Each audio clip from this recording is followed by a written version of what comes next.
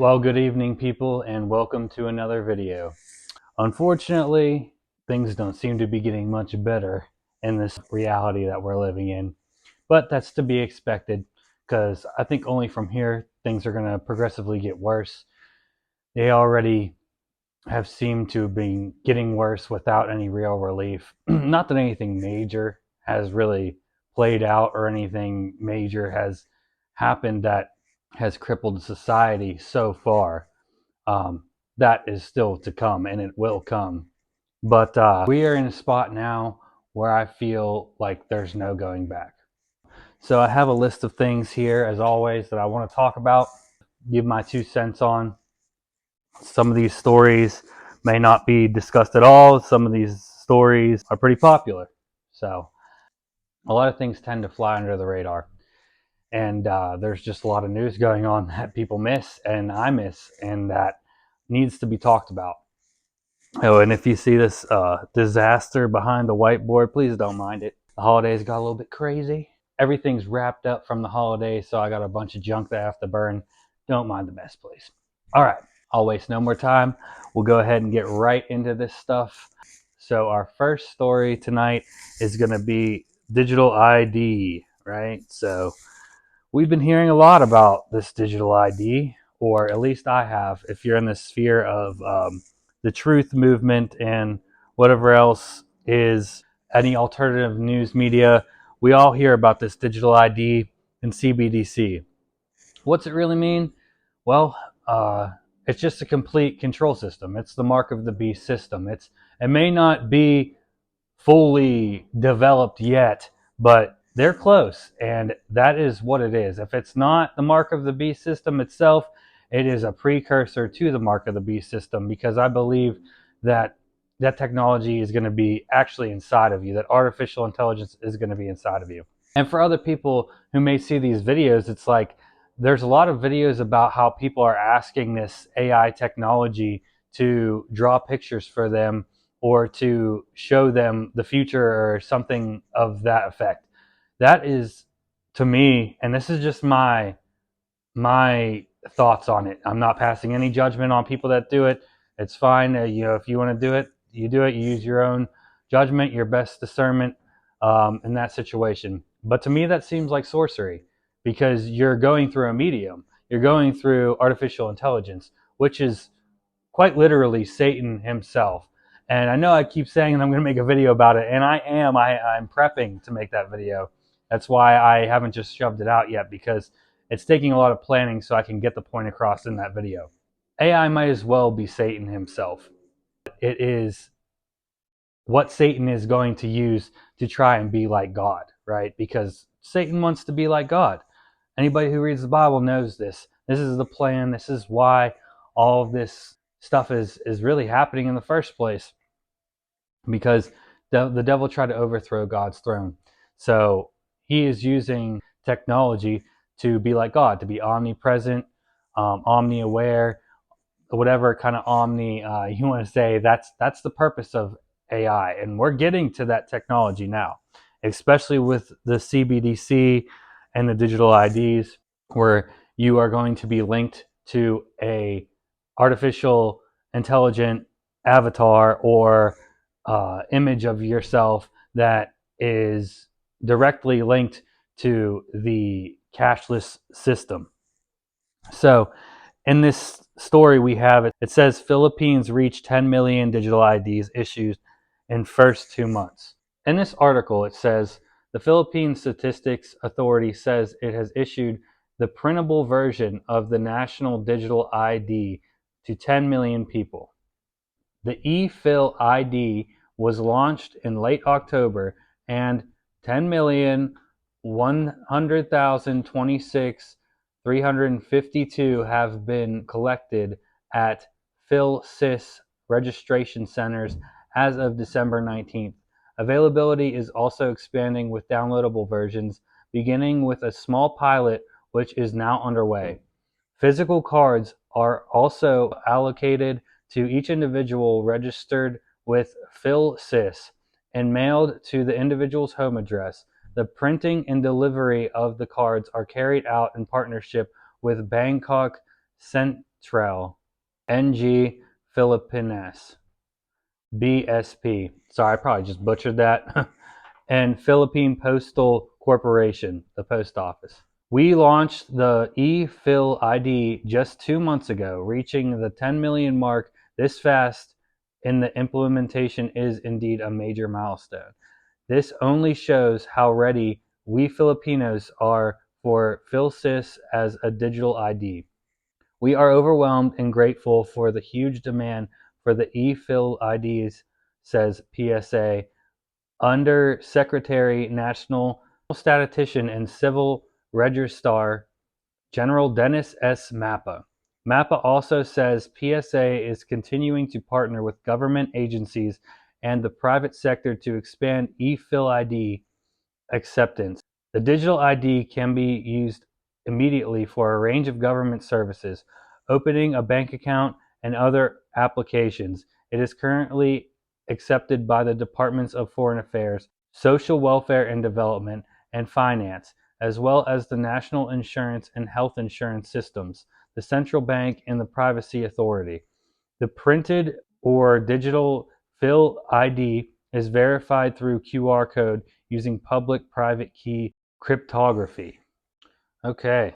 I mean, what are they talking about here? They're talking about that digital ID. What did it list off? It listed off several things that it was going to be used for. It says it's going to be used for foreign affairs, social welfare, development and finances, as well as national insurance, health insurance system, and central bank and privacy authority. Okay, so they're using this digital ID to literally track your whole life. All this digital ID, they say it's paper now. Okay, it may be paper, they may get a little card for it, but that means that your digital ID is going into a huge database.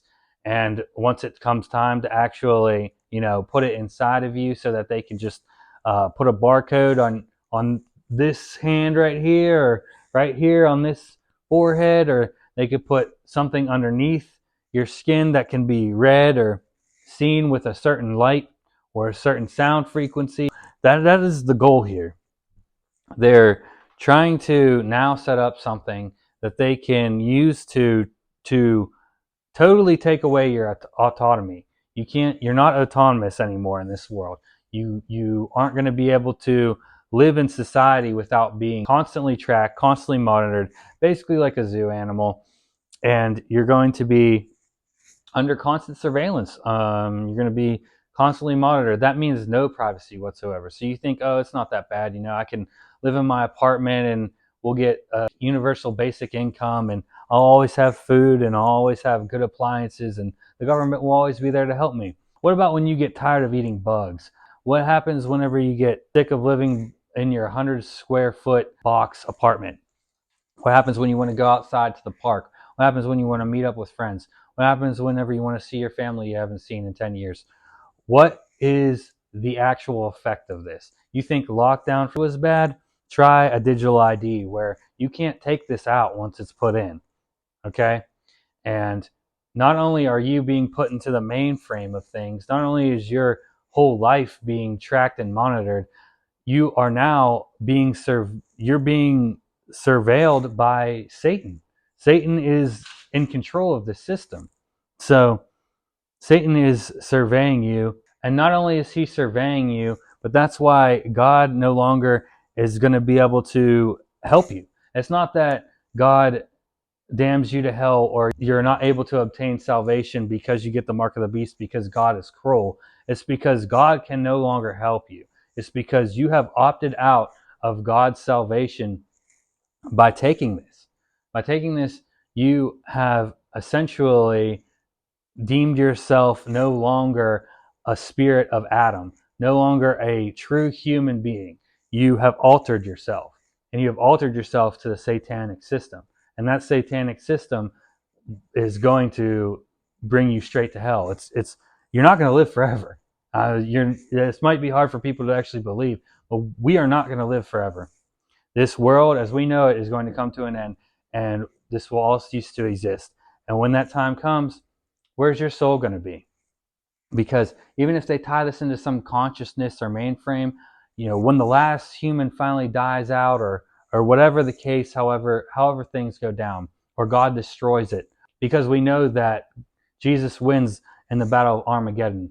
So where will your soul end up in all this? Once you're put into the mainframe and you can't get out of it, what's next? I don't think there's any next. I'm not sure. I don't know how all this is going to play out. I'm not the one who has the answers for these questions, but they're questions to think about nonetheless. There are things to ponder on because it's a reality. How many people took this shot? How many people took that thing in their arm that is supposed to save them from this sickness going around? How many people? I know my whole entire family has. My whole entire family has. The only person I know that hasn't for sure is my partner. So I know that all my family has taken the solution that this world has given them, that Satan has given them. And those solutions are only tests to see how many people they can lead into these digital IDs, into these no coming back situations. That's just something to think about. And it's really something to consider moving forward. I pray for people's souls that are lost in limbo and that don't really see what's happening here and that are not shaking themselves awake at this point. I pray for you. So in conclusion, this digital ID stuff, there is a huge sinister purpose for all of this. It is not convenience. There is an underlying horrible, satanic, terrifying plot to all this. And I'm going to tell you, please, for the sake of your own soul, do not fall for this. Do not fall for this stuff, because the people in charge, they are working for Satan. The people that are pushing this are working for Satan. Even if they don't know it, they're being directed by demons in their heart, and their spirit is working for Satan by condoning any of this.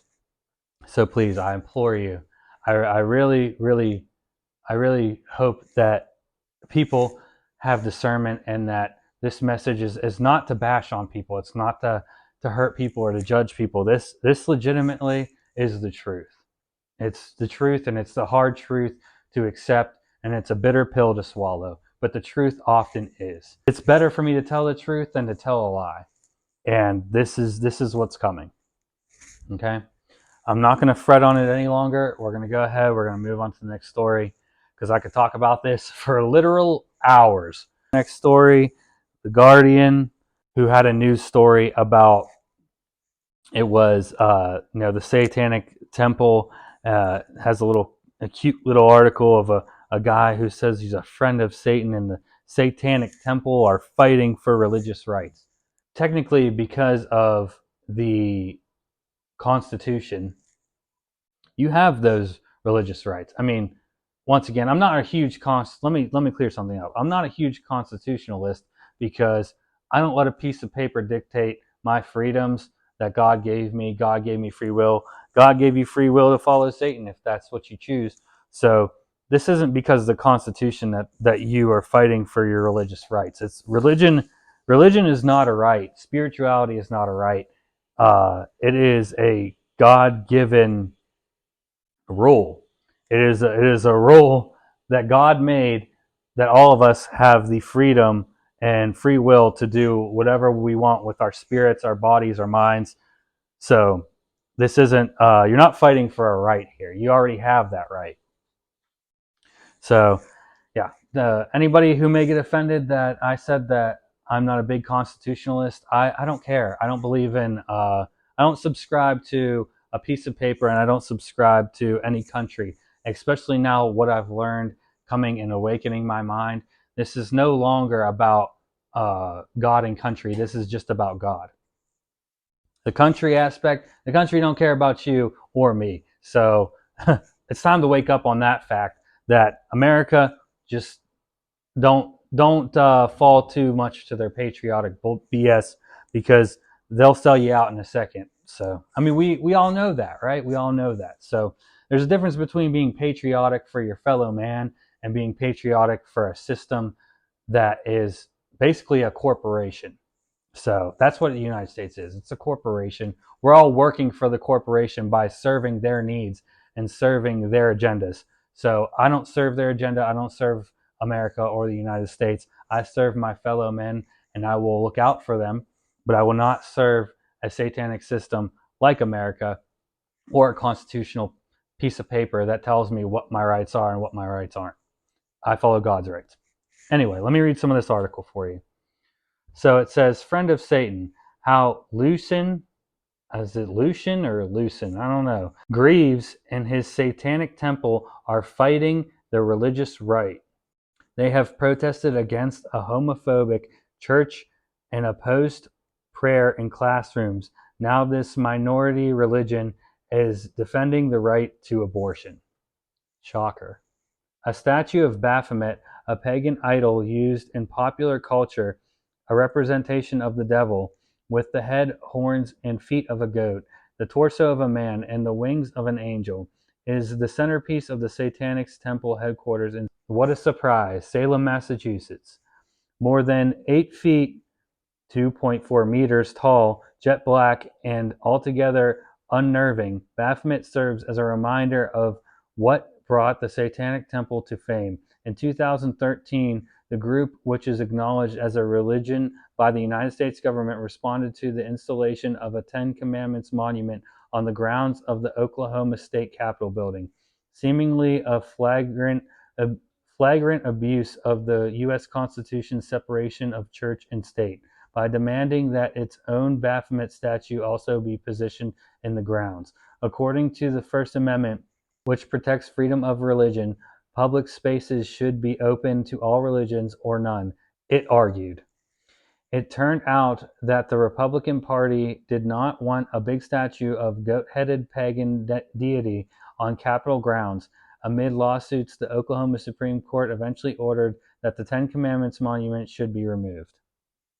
The tactic, with its wry and anarchic undertones, is typical of the Satanic Temple's battle against the religious right in the U.S. in the decade since the spat over the statue.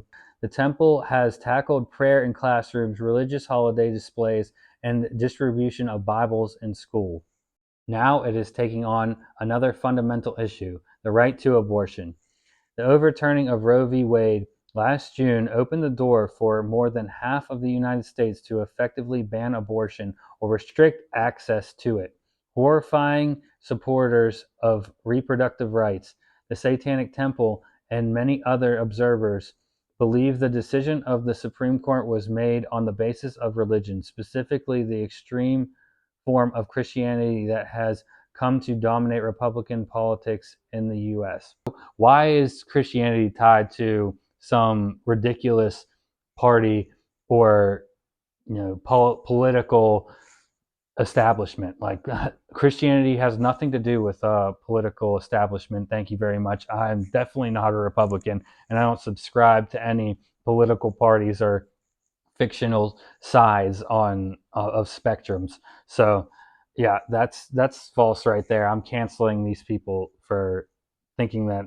I cancel anyone who thinks Christianity is purely a Republican thing. The temple has 7 fundamental tenets, one of which states one's body is inviolable, such to one's own will alone. This, it believes, offers a way around these draconian new laws. It is arguing that its members are exempt from bans or restrictions on abortion due to their right to a Satanic Temple religion abortion ritual. Oh, beautiful. More of which later. Why? Why later? Just describe it now. Describe to people what the Satanic Temple religious abortion ritual is instead of just sugarcoating that, instead of just dropping that in there and then ditching the explanation of it. How about you just explain it to us now? No, they wouldn't do that because they know that people in Gen Z or lower or dumbed down millennials won't even bother reading the full article. So they'll just explain the Satanic Temple religious abortion ritual later, where they won't actually even read it. With lawsuits already filed in Indiana, Idaho, Texas, and Missouri, the Satanic Temple is about to find out whether U.S. courts agree. Legal battles are long-running, expensive, and frustrating for people desperate for immediate change. But Lucian Graves, or is it Greaves? Not sure, who co-founded the Satanic Temple in 2012, points to the success the Republican Party has had in overturning Roe v. Wade, a decision brought before the court through the decades of lobbying and legislation. I get messages from people denigrating us for taking legal action to assert our rights, saying, "You can't change the system from within the system," Greaves says. And I keep asking them, what the bleep do you think you just saw happen? That's what they just did. Tall, slim, pale, and dressed in black, Greaves is a fitting frontman for a group that is regularly demonized by the Christian opponents. I wonder why they're demonized. That's so stupid. A leather strap wrapped around his wrist, his thin blonde ponytail tied up with black bands. He could be in one of the heavy metal bands that terrified neurotic parents in the 1980s and 90s. We have to play the long game, Greaves says. They spent generations doing this. Satanists don't believe in Satan in a literal demonic sense, Greaves explains. Okay, but they do satanic temple ritual abortions. Wait, am I hearing this right? They said Satanists don't believe in Satan in a literal demonic sense, Greaves explains. Okay, but they literally just said they do satanic temple abortion rituals. Fair enough. But rather as a symbol of rebellion in opposition to authoritarianism. You can do that without being a Satanist. Thank you very much. According to the Satanic Temple website, to embrace the name Satan is to embrace rational inquiry removed from supernaturalism and archaic tradition-based superstitions. Isn't believing in Satan or other things a superstition? The Satanic Temple held its first public activity in January 2013, and a decade on it has more than 700,000 members with congregations in 24 states and 6 countries, including the UK, Germany, and Finland. The organization is recognized by the U.S. Internal Revenue Service as a church or a convention or association of churches, and as such, it is able to highlight and attempt to tackle the disparity in how Christianity is treated compared with other religious groups in the U.S. Yeah, of course, the IRS would have your back. Right now, we have a minority religious theocratic movement, so entrenched in politics and getting away with whatever they want, Greaves says. Now they've got the courts on their side and everything, and they don't need to bend to the will of the majority. He is speaking to The Guardian at the Satanic Temple's headquarters, a 3-story former funeral parlor ringed by neatly trimmed lawns and topiary. The building is not hard to spot. In a residential area where most of the traditional clapboard homes are cream or white, it is painted black. The interior matches the Gothic exterior.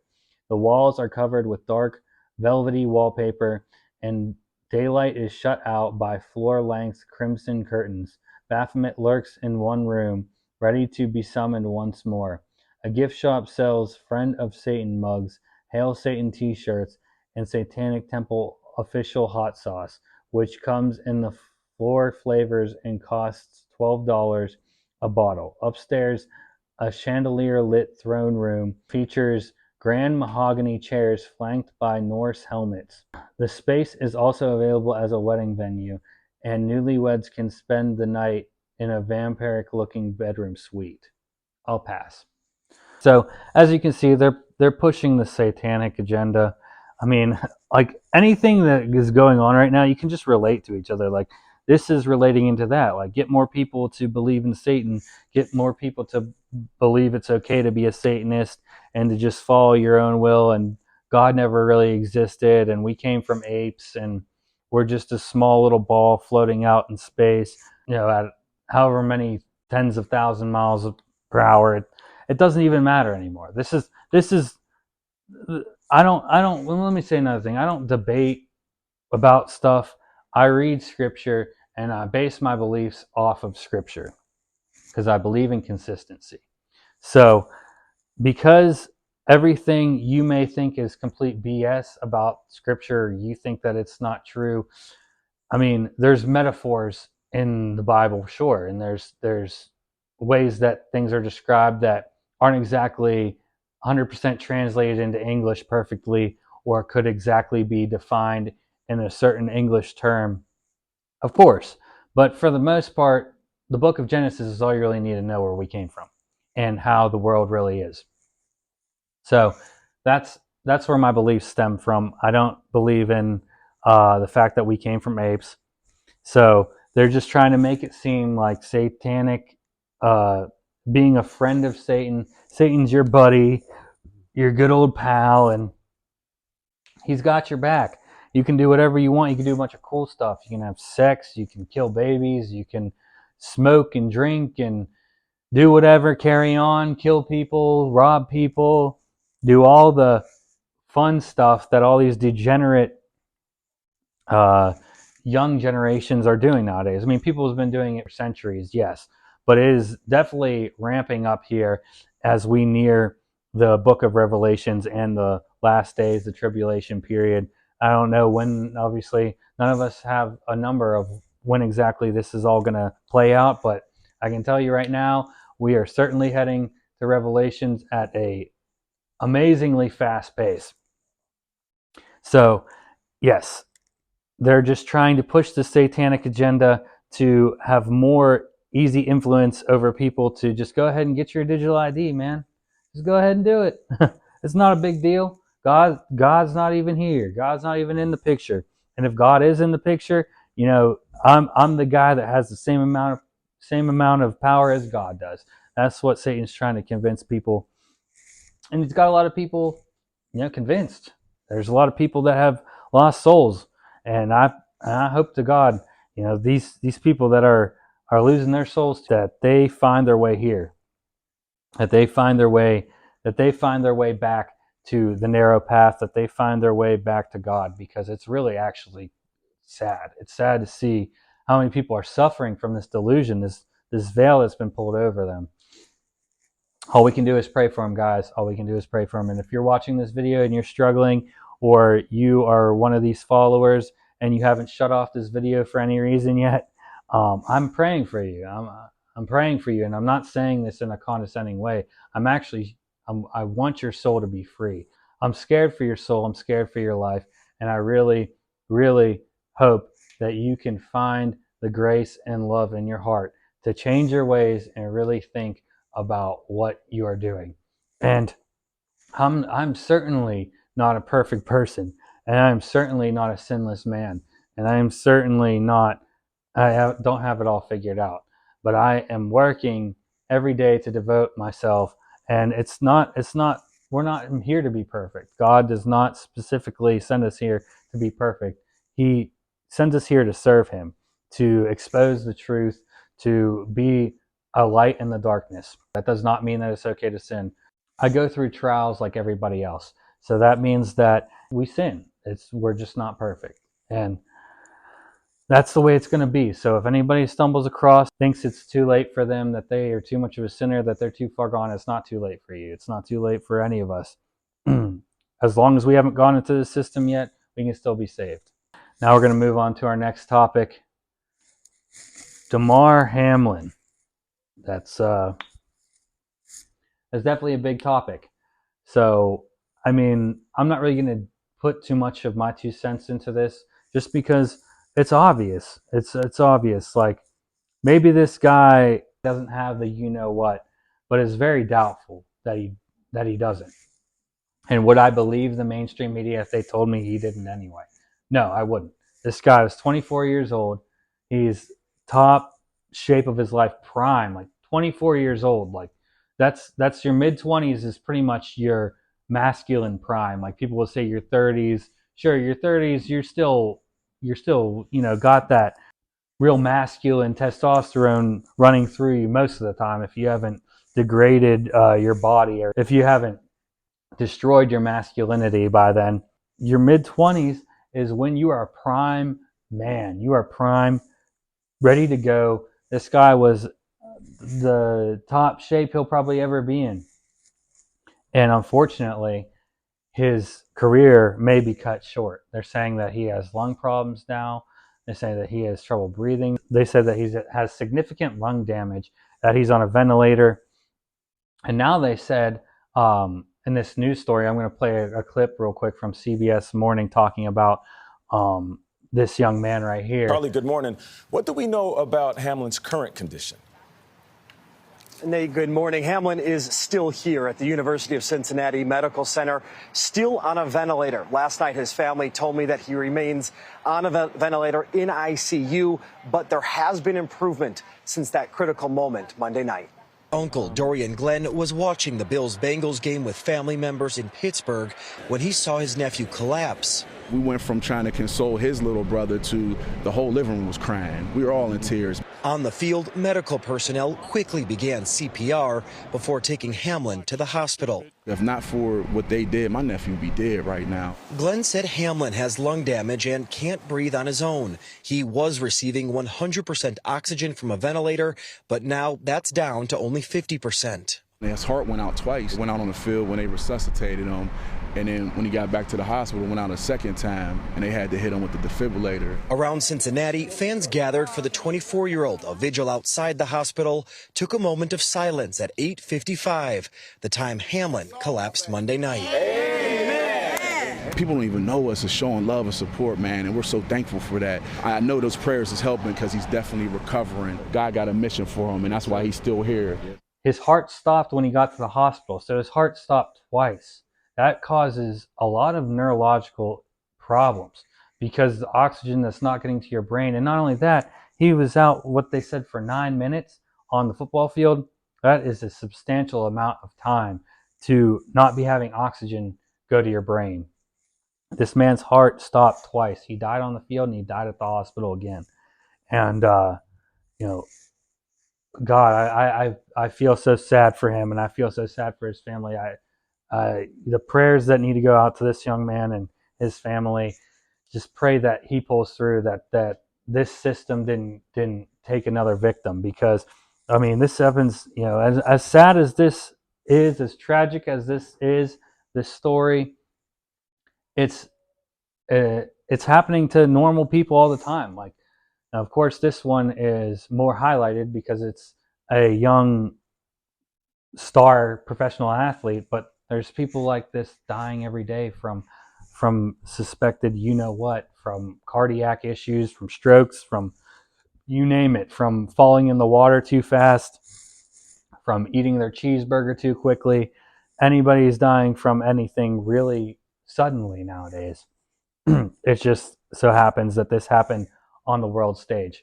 Now, the NFL itself is an entertainment industry. It's an entertainment industry. And, you know, people don't believe it, whatever. I don't care. I don't have time to debate about that. All professional sports are part of the entertainment industry. It's just like movies. It's just like everything else. It's a bread and circus show. It's meant to distract. It's meant to, you know, it's meant to give people something to do in the meantime. If you're a grown man screaming and getting upset over a football team, baseball team, basketball team, if your whole day is ruined based on that, you need to change your priorities, because it's not legit. It's not real. It's all staged and predetermined. So, but just like the music industry, just like the film industry, athletes have contracts too. And who knows what's in those contracts? I mean, they probably don't read them. Their attorneys or their agents read them and sign them for them, or get them, or tell them it's okay to sign them for their deals. So they're signing contracts just like any other celebrity would. So unfortunately, I'm having some storage issues with my phone, so I'm going to have to cut this video short. Hopefully I can get a shorter video next time and maybe get to the rest of this stuff. But for now, I've covered pretty much all I really wanted to get into today. I'm sorry that I couldn't finish this video. Thank you all for watching. And as always, go in peace.